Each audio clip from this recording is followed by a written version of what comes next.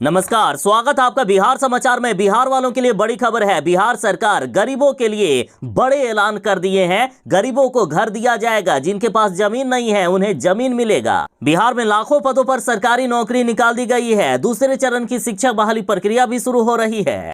बिहार के विद्यार्थियों के लिए बड़ी खुशखबरी है। साथ ही शराबबंदी कानून खत्म करने की मांग अब तेज हो गई है। तो आज की बिहार की बड़ी और महत्वपूर्ण खबरों पर बात करेंगे। इससे पहले आपसे एक छोटी सी अनुरोध है, कृपया वीडियो को एक प्यारा सा लाइक अवश्य कर दीजिएगा। आपका लाइक करना ही हमारी मेहनत का फल होता है। बिहार में 3 दिनों तक भयानक बारिश होने वाली है। मौसम विभाग ने कहा कि हथिया नक्षत्र के शुरू होते ही 72 घंटों तक भारी बारिश को लेकर ऑरेंज अलर्ट जारी किया गया। हथिया नक्षत्र के कारण अक्टूबर मध्य तक बिहार में बारिश का दौर जारी रहेगा। मौसम विभाग ने बिहार के अधिकांश जिलों में भारी बारिश और वज्रपात को लेकर ऑरेंज अलर्ट जारी किया है। मौसम विभाग ने अगले 24 घंटों में बक्सर, कैमूर, रोहतास, औरंगाबाद और पश्चिमी चंपारण जिले में भारी से भी अति भारी बारिश को लेकर ऑरेंज अलर्ट जारी किया। इसके साथ ही राज्य के अन्य सभी जिलों में येलो अलर्ट जारी किया गया है। इस दौरान बिहार के भागलपुर, बांका, कटिहार, पूर्णिया, पूर्वी चंपारण, गोपालगंज, सारण, वैशाली, पटना, भोजपुर में भारी बारिश को लेकर येलो अलर्ट जारी किया गया। साथ ही बिहार के बाकी अन्य जिलों में मध्यम दर्जे तक की बारिश हो सकती है। बारिश के साथ ही बिहार में नदियों का जलस्तर बढ़ गया है। जगह जगह जलजमाव देखा जा रहा है। लोग अपने घरों से तक बाहर नहीं निकल पा रहे हैं। निचले इलाकों में पानी घुस गया है। नदियां तबाही मचाने को तैयार है। निचले इलाकों में रहने वाले लोग त्राहिमाम करने लगे हैं। इतना ही नहीं, बिहार के कैमूर में बाढ़ का पानी इतना ज्यादा स्कूल में घुस गया कि स्कूल को बंद करना पड़ा। लगातार हो रही बारिश से बिहार में स्थिति बिगड़ती ही जा रही है। बाढ़ के खतरे को लेकर लोग अब डरने लगे हैं। बिहार के विद्यार्थियों के लिए बड़ी खुशखबरी है। बिहार में छात्रवृत्ति योजना की शुरुआत हो गई है। बिहार के विद्यार्थियों को राष्ट्रीय आय सह मेधा छात्रवृत्ति योजना के तहत प्रति वर्ष 12,000 रुपये का छात्रवृत्ति दिया जाएगा। दरअसल ये योजना वैसे छात्रों के लिए बनाया गया है जिनकी 8वीं क्लास के बाद की पढ़ाई नहीं हो पाती है, या तो उनके परिवार का कंडीशन ठीक नहीं होता है, या फिर कुछ मजबूरियों के कारण वे पढ़ाई छोड़ देते हैं। तो वैसे विद्यार्थियों को सरकार 9वीं क्लास से लेकर 12वीं क्लास तक पढ़ाई के दौरान प्रति वर्ष 12,000 रुपये तक का छात्रवृत्ति प्रदान करेगी। और इस योजना के लिए 8वीं क्लास में पढ़ने वाले विद्यार्थी 10 अक्टूबर से ऑनलाइन अप्लाई कर सकते हैं। 10 अक्टूबर से लेकर 11 नवंबर 2023 तक ऑनलाइन अप्लाई किया जाएगा। पूरे भारत में इस योजना के तहत विद्यार्थियों का सिलेक्शन होगा। और आपकी जानकारी के लिए बता दें कि बिहार में इस योजना के अंतर्गत 5,433 विद्यार्थियों का चयन किया जाना है। बिहार में 1,70,000 शिक्षकों की बहाली हो रही है और इसके लिए अब रिजल्ट जारी किया जाएगा। लेकिन रिजल्ट जारी करने से पहले बिहार सरकार ने बड़ी घोषणा कर दी है कि बिहार में दूसरे चरण की शिक्षक बहाली प्रक्रिया भी अब शुरू कर दी जाएगी। और दूसरे चरण की शिक्षक बहाली प्रक्रिया में 70,000 शिक्षकों की बहाली की जानी है।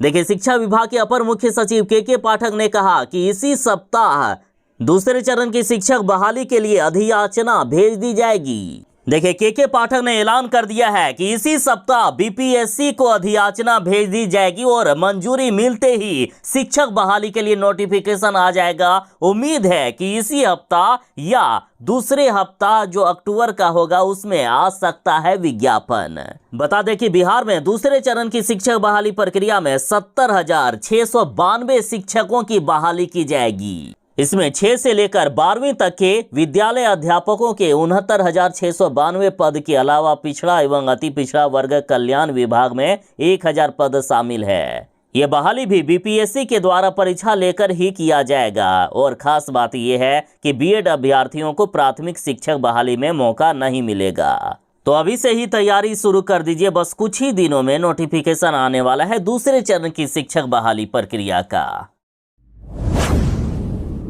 मुख्यमंत्री नीतीश कुमार जी ने बड़ी घोषणा कर दी है कि बिहार में अब कोई भी नहीं रहेगा बेघर। भूमिहीनों को नीतीश सरकार जमीन देने वाली है। मुख्यमंत्री नीतीश कुमार जी ने गरीबों के लिए सबसे बड़ी घोषणा कर दी है। राज्य में भूमिहीन को बसाने के लिए सरकार संकल्पित है। 6.5 लाख भूमिहीन को जमीन उपलब्ध करवाने के लिए पर्चा तैयार किया जा रहा है। सीओ और आरओ को जमीन की व्यवस्था जल्द करने के निर्देश दे दिए गए हैं। पर्चा तैयार कर समय सीमा के अंदर उन्हें उपलब्ध करवाया जाएगा। आवास योजना से गरीबों को आवास भी मिलेगा। बिहार में वास रहित भूमिहीन नहीं बचेंगे, सभी को जमीन का पर्चा और मकान दिया जाएगा। बांका में 1109 वास विहीन लोगों को ऑपरेशन बसेरा के तहत 5 से 3 डिसमिल तक का जमीन दे भी दिया गया है और इस वित्तीय वर्ष यानी इस साल 24,000 भूमिहीनों को बिहार सरकार जमीन देने का काम करेगी। इसमें से 7,000 को पर्चा दिया जा चुका है ऑपरेशन बसेरा के तहत। अगले वित्तीय वर्ष में बाकी जो बच जाएंगे उनको जमीन उपलब्ध करवा दी जाएगी।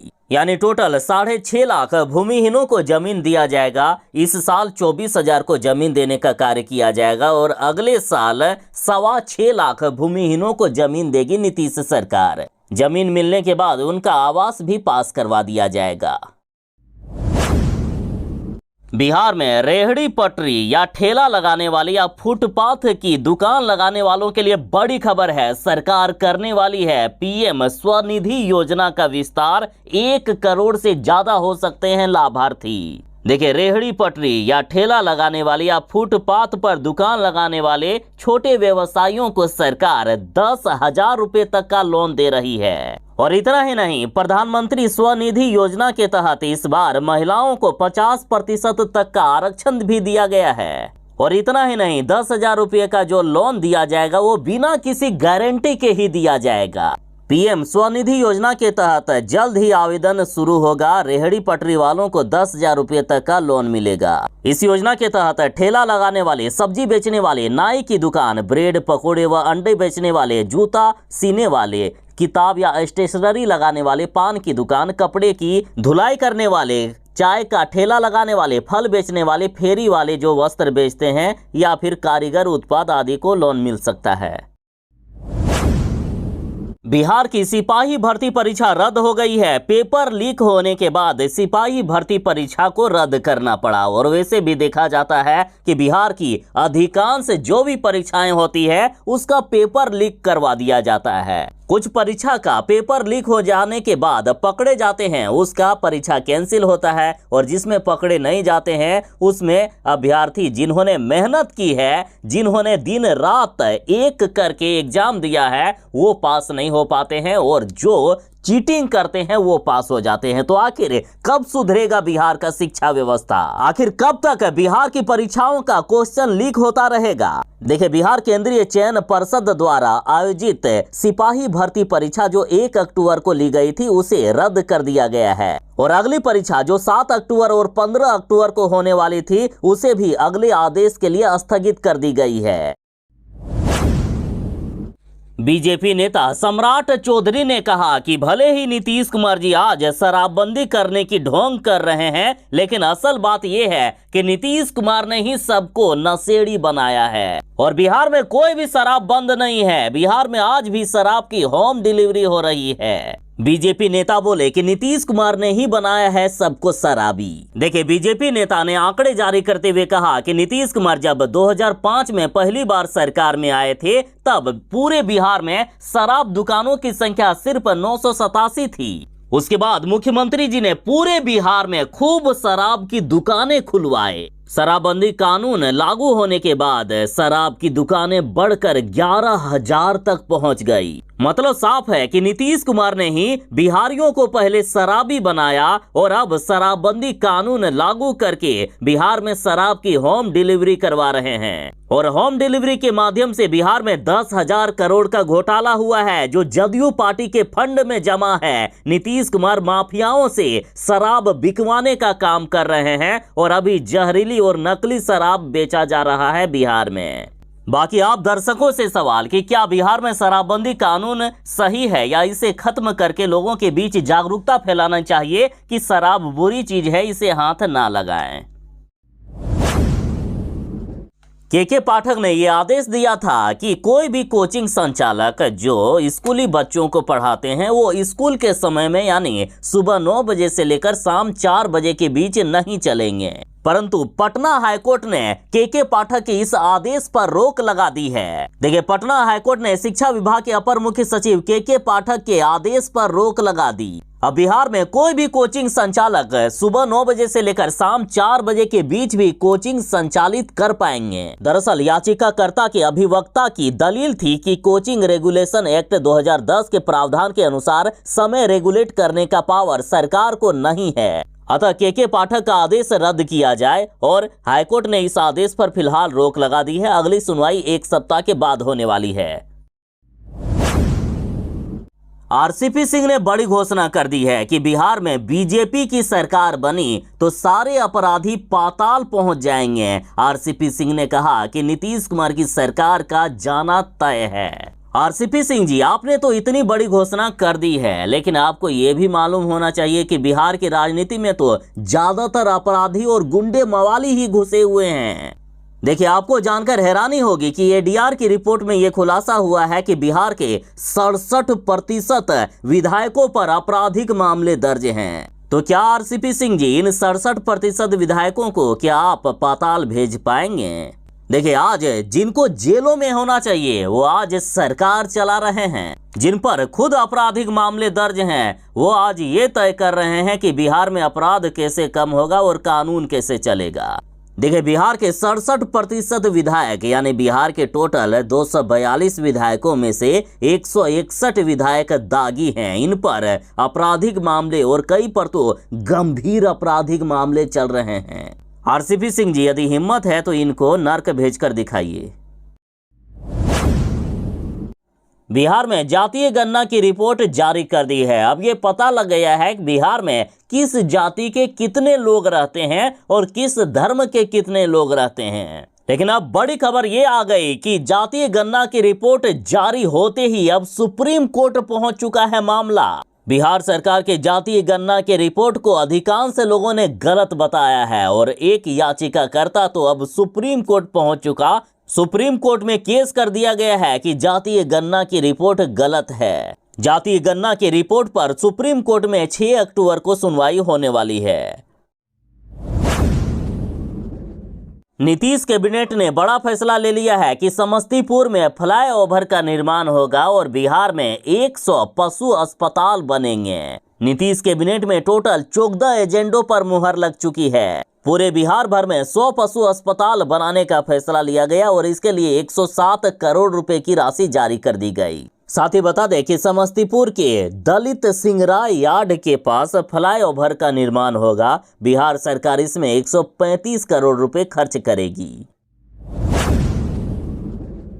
अब बिहार पुलिस मुख्यालय में भी चलेगी दीदी की रसोई। मुख्यमंत्री नीतीश कुमार जी ने उद्घाटन भी कर दिए हैं। देखिए, मुख्यमंत्री नीतीश कुमार जी ने महिला सशक्तिकरण और जीविका दीदियों की आमदनी बढ़ाने के लिए बड़ा फैसला लिया। मुख्यमंत्री जी ने सदर पटेल भवन में जीविका दीदी की रसोई का उद्घाटन किया। इस दौरान मुख्यमंत्री जी ने जीविका दीदी से बात भी की।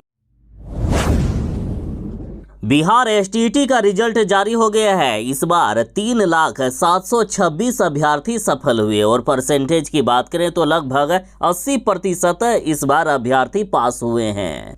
जो रिजल्ट देखना चाहते हैं वे आधिकारिक वेबसाइट BSEBSTET.com पर जाकर रिजल्ट देख सकते हैं। बता दें, इस बार जनरल वालों के लिए कटअप मार्क 45%, बीसी के लिए 45.5, ओबीसी के लिए 42.5, एससी और एसटी के लिए 40% और दिव्यांग के लिए 40%, महिला के लिए 40% कटअप मार्क रखा गया था। राजस्थान के बाद अब बिहार में भी बुजुर्ग मतदाताओं के लिए बड़ा फैसला किया गया है। बुजुर्ग मतदाता अब घर बैठे ही वोट डाल पाएंगे। देखिए, बिहार में 80 वर्ष से अधिक आयु के मतदाता 16,56,422 हैं। वरिष्ठ मतदाता घर बैठे भी वोट अब कर सकते हैं। साथ ही बिहार सरकार ने अनुरोध किया है कि वे भावी पीढ़ी के पथ प्रदर्शक हैं, इसलिए वे सदैव की भांति अपना मत अवश्य प्रयोग करें। देखिए, भारत निर्वाचन आयोग के द्वारा वरिष्ठ नागरिकों की अधिकतम भागीदारी सुनिश्चित करने के लिए मतदान केंद्रों में सुनिश्चित न्यूनतम सुविधाओं तथा व्हीलचेयर, रैंप, कतार रहित मतदान जैसी कई सुविधाएं दी गई है। इसके अतिरिक्त वरिष्ठ मतदाता अब फॉर्म 12 घ भरकर अपने घर से ही बैठे बैठे मतदान भी कर सकते हैं।